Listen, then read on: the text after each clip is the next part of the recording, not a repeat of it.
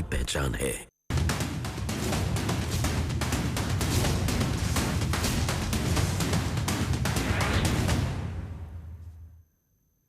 नमस्कार, आप देख रहे हैं न्यूज 18। मैं हूं आपके साथ मेनका चौधरी। लाख टके की बात में स्वागत है आपका। यूपी मंत्रिमंडल विस्तार पर केंद्र में भी बैठक हुई है। प्रधानमंत्री नरेंद्र मोदी और अमित शाह के बीच ये मीटिंग हुई। करीब 1 घंटे तक मीटिंग चली है दोनों बड़े नेताओं के बीच। आगामी चुनावों समेत कई मुद्दों पर इस दौरान चर्चा हुई है। यूपी मंत्रिमंडल विस्तार पर भी चर्चा हुई है। ये खबर आ रही है कि आज प्रधानमंत्री नरेंद्र मोदी जब अमेरिका से लौटे, शाम में ये मीटिंग हुई है गृह मंत्री अमित शाह के साथ। दोनों के बीच अकेले बैठक हुई जिसमें यूपी रहा मुख्य रूप से। इस दौरान बातचीत का मुख्य एजेंडा उत्तर प्रदेश में आगामी चुनाव और आज जो कैबिनेट एक्सपेंशन हुआ उसे लेकर इस मीटिंग में हुई चर्चा। बताया जा रहा है, जो खबर आ रही है उसके मुताबिक करीब 1 घंटे तक दोनों नेताओं के बीच अकेले में बातचीत हुई है। सिर्फ उत्तर प्रदेश के मुद्दे पर आगे की रणनीति को लेकर भी चर्चा हुई है। योगी सरकार का कैबिनेट आज दूसरे बार विस्तार हुआ है। कैबिनेट का विस्तार इसलिए भी ज्यादा महत्वपूर्ण है क्योंकि यूपी में अगले साल विधानसभा चुनाव है। इसके पीछे का जो पूरा माजरा है, तस्वीर है, जो गणित है, वो आपको बताएं। सरकार जातिगत समीकरण साधने के लिए तैयार है और वो समीकरण साधने के लिए विस्तार किया गया। सबसे पहले ये तस्वीर देखिए। बीजेपी जातिगत समीकरण साधने की कोशिश में जुटी है। 7 नए मंत्रियों को यूपी सरकार में जगह मिली। सभी मंत्रियों को अपनी सामाजिक भागीदारी जिसको साधने की कोशिश बीजेपी ने की है। इस विस्तार के बाद योगी सरकार में डिप्टी सीएम केशव प्रसाद मौर्य और दिनेश शर्मा ने सभी को शुभकामनाएं भी दी।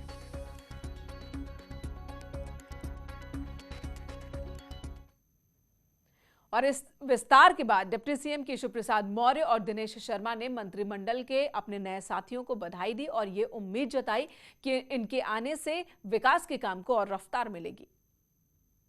विशेष तौर से जो हमारे आज 7 मंत्रिपरिषद के साथियों ने शपथ ली है, उसमें समाज के उन हिस्सों से आने वाले जिनको कभी कोई नहीं पूछता था, भारतीय जनता पार्टी ने उनको सम्मान दिया है, उनको स्थान दिया है, उनको मंत्रिपरिषद में जगह दिया है।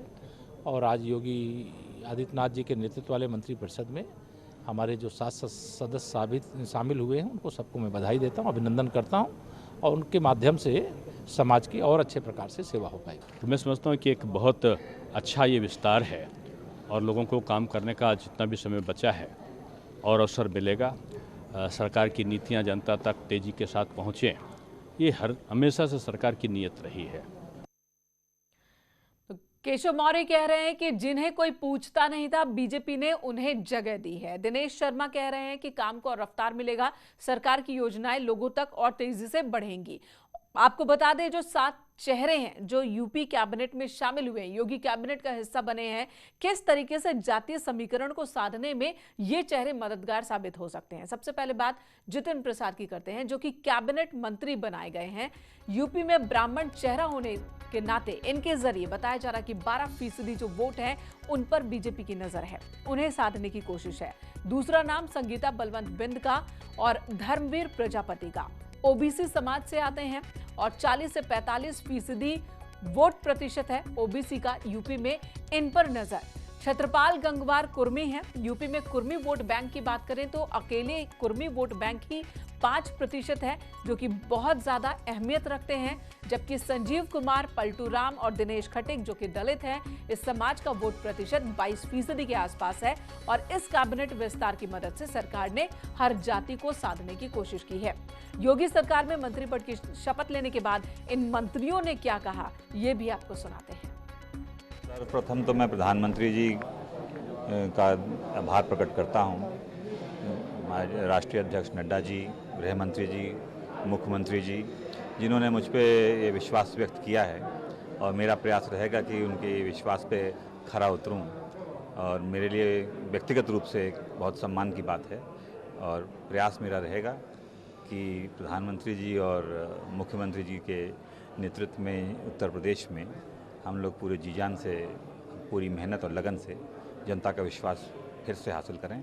और पूर्ण मुझे इस बात का भरोसा है कि प्रचंड बहुमत से फिर से भारतीय जनता पार्टी की सरकार उत्तर प्रदेश में बने। भारतीय जनता पार्टी के जो सिपाही होते हैं वो दृढ़ निश्चयी होते हैं और जैसा कि सबको पता है 70 साल की सरकार में पूर्व की जो सरकारें थी उन्होंने कुछ नहीं किया, लेकिन 5 साल के अंदर योगी जी ने काफ़ी अच्छा काम किया है। उदाहरण के तौर पे पहले 12 मेडिकल कॉलेज थे हमारे प्रदेश में, आज की डेट में 30 मेडिकल कॉलेज है। तो निसंदेह जो समय है उसी समय में हम लोग बेहतर करेंगे। भारतीय जनता पार्टी का उद्देश्य ही यही है, सबका साथ, सबका विकास और सबका विश्वास। ये सभी जाति, धर्म और वर्ग को लेकर चलती है, तो इसमें हमें नहीं लगता कि इसमें कहीं से कोई भी बुराई है। ये तो और अच्छी बात है कि हर वर्ग के लोगों को हम आगे बढ़ाएं, हमारी पार्टी उन्हें अवसर दे विकास करने का प्रदेश का। पिछड़ों की तो पूरी तरह से भारतीय जनता पार्टी हितैषी है और हमें लगता है कि पिछड़ों के लिए भारतीय जनता पार्टी ने जितना किया है उतना अन्य किसी सरकार ने नहीं किया है। इस सत्र में जो हमारा बहुमत है उससे भी और कई गुना बढ़ के ये हमारा बहुमत जीतकर हम सब लोग, हमारी पार्टी आने वाली है सत्ता में। इसलिए कांटों का ताज नहीं है, हम जनता के बीच के रहने वाले लोग हैं और जनता के बीच में जो हम बातचीत सुनते हैं उनकी, आम आदमी की सुनते हैं, हमारे लिए नहीं, हमारा सब जो सर्किल है वो जो बताता है, बोलता है, उसका सबका कहना है कि यहाँ पर 80% जनता हमारी सरकार से संतुष्ट है। राज्य मंत्री का एक नाम हमें आज मिला है। वैसे हम संगठन के एक सिपाही हैं और हर समय भारतीय जनता पार्टी का एक सिपाही कार्यकर्ता हर समय निरंतर कार्यरत रहता है। कोरोना काल में भी जब सभी दल कहीं दिखाई नहीं देते थे तब हमारी भारतीय जनता पार्टी कार्यकर्ता तब भी काम में लगे थे, सेवा के भाव में सब लगे थे। हम सब लोग मिलकर के काम करेंगे और निश्चित रूप से हम 2022 में स्पष्ट रूप से सरकार बनाएंगे।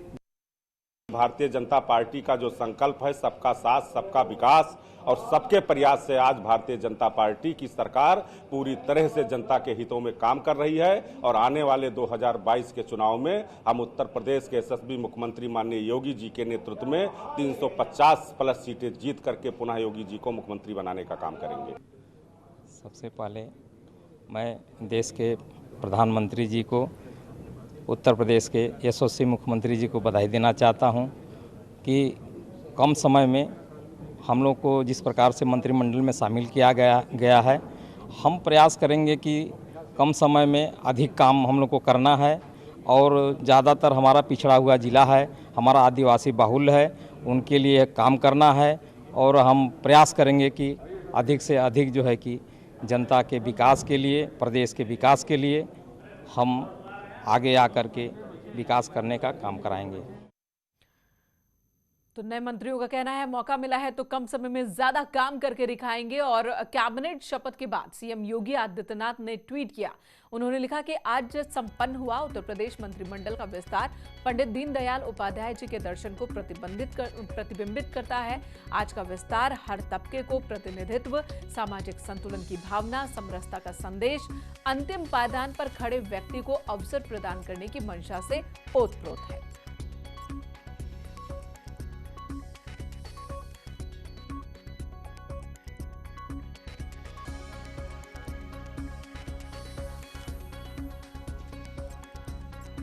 वहीं बीजेपी के राष्ट्रीय अध्यक्ष जेपी नड्डा ने भी ट्वीट किया। उन्होंने ट्वीट किया है कि उत्तर प्रदेश में मंत्री पद की शपथ लेने वाले सभी सदस्यों को बहुत सारी शुभकामनाएं। मुझे पूर्ण विश्वास है कि आदरणीय प्रधानमंत्री नरेंद्र मोदी जी के मार्गदर्शन में, योगी आदित्यनाथ जी के नेतृत्व में ये टीम दृढ़ता से काम करेगी और जनता की आकांक्षाओं को पूरा करेगी।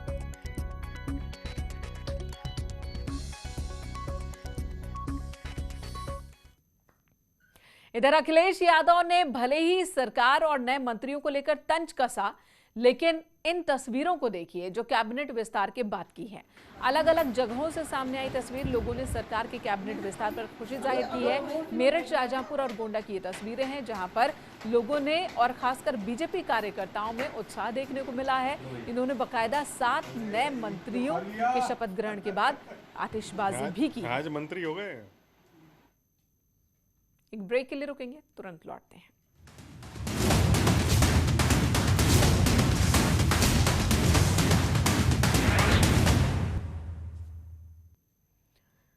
खबर जौनपुर से, जहां पर कांग्रेस नेता अजय कुमार लल्लू ने विधानसभा चुनाव को देखते हुए पार्टी पदाधिकारियों के साथ मुलाकात की है और इस मौके पर बीजेपी, एसपी और बीएसपी पर उन्होंने हमला बोला।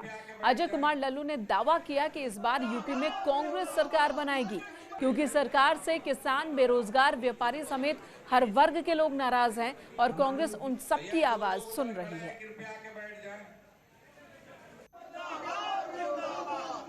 समझता हूं उत्तर प्रदेश में लगातार कांग्रेस गांव, गरीब, खेत खलिहान, किसान, नौजवानों के मुद्दों पर सड़कों पर संघर्ष कर रही है। परिवर्तन ही संकल्प है, कांग्रेस ही विकल्प है। तो परिवर्तन ही संकल्प है, कांग्रेस ही विकल्प है। क्या वाकई ऐसा है? इधर सीएए और एनआरसी हिंसा के दौरान हुई मौतों पर अब सियासत शुरू हो गई है।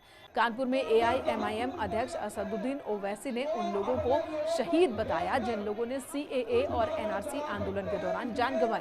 ओवैसी ने आरोप लगाया कि इस सरकार ने मुस्लिमों के साथ नाइंसाफी की है। साथ ही आजम खां, अतीक अहमद, मुख्तार के खिलाफ एक्शन पर धर्म को आधार बनाकर सरकार की कार्रवाई को उन्होंने गलत करार देने की कोशिश की। इस दौरान ओवैसी ने कांग्रेस पर भी हमला बोला। जिनको दिसंबर 2020 में पुलिस की गोलियों से उनको शहीद कर दिया गया था, मैं अल्लाह से दुआ भी करता हूं कि अल्लाह सुब्हानहू व तआला मोहम्मद रईस, आफ्ताब आलम और मोहम्मद सैफ को, जिन जालिमों ने इन बच्चों को शहीद किया, इनकी जानें ली, अल्लाह सुब्हानहू व तआला उन लोगों को, उन जालिमों को तबाह व ताराश कर दे। उधर चंदौली में धर्म परिवर्तन की आशंका को लेकर बीजेपी नेताओं और कार्यकर्ताओं ने हंगामा किया। आरोपी की गिरफ्तारी की मांग को लेकर चक्का जाम किया गया और सड़क पर हनुमान चालीसा का पाठ करने लगे ये सभी। देखते ही देखते यहां पर लोगों की भीड़ इकट्ठा हो गई। घटना की जानकारी मिलने के बाद मुगलसराय विधायक साधना सिंह भी मौके पर पहुंच गई। इन लोगों ने सदर एसडीएम को ज्ञापन दिया, कार्रवाई की मांग की। फिलहाल पुलिस आरोपी को हिरासत में लेकर जांच में जुटी है। एक व्यक्ति के द्वारा कई बार से शिवलिंग पे पेशाब करना, हनुमान जी का नाक तोड़ना, मुंह तोड़ना, अगर कोई विरोध कर दिया तो उसको गलत से गलत धारा में परेशान करना, कराना, तो इसके वजह से सारे लोग परेशान। एक विषय है और दूसरा विषय है कि यहाँ ईसाईकरण हिंदुओं को जबरदस्त तरीके से किया जा रहा है और यहाँ चर्च बनाया गया है और उसको लालच देके हिंदुत्व पे आघात किया जा रहा है। वक्त एक और ब्रेक का, तुरंत लौटते हैं।